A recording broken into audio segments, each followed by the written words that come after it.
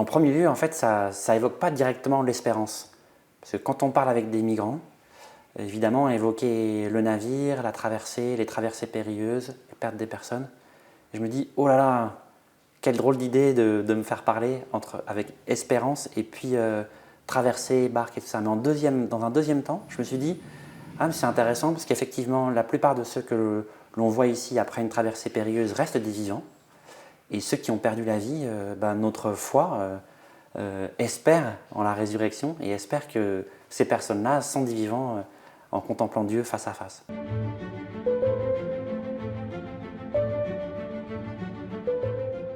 Je crois que c'est un acte d'amour.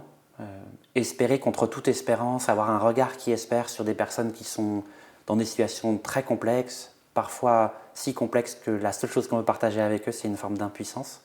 Mais espérer contre toute espérance, c'est espérer que ces personnes-là, se tenant debout aujourd'hui, vont pouvoir marcher de leur propre pas assez rapidement, pouvoir s'intégrer, trouver des tissus relationnels qui puissent les faire vivre et apprécier la vie en France et trouver leur place dans la société, peut-être dans leur église, dans leur mosquée, que sais-je.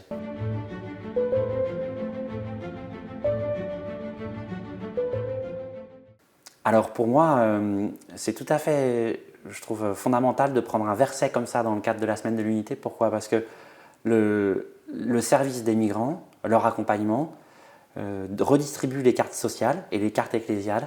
On se serre les coudes avec l'entraide protestante, avec en fait tout un chacun, pour justement que les migrants comme nous-mêmes, on puisse garder courage en fait. Parce que quelque part, personne n'est possesseur du courage, les uns et les autres, dans la relation, on s'élève à le vivre. Et que dans le partage de la prière, dans le partage de l'action, je pense qu'il y a des manières de se retrouver qui sont très paisibles et tout à fait évangéliques. Voilà. Ouvrir sa porte, vivre une forme de réciprocité, etc.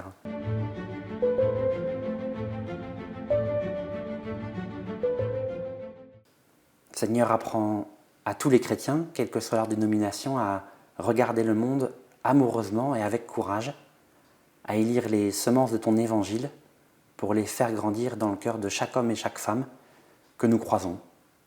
Amen.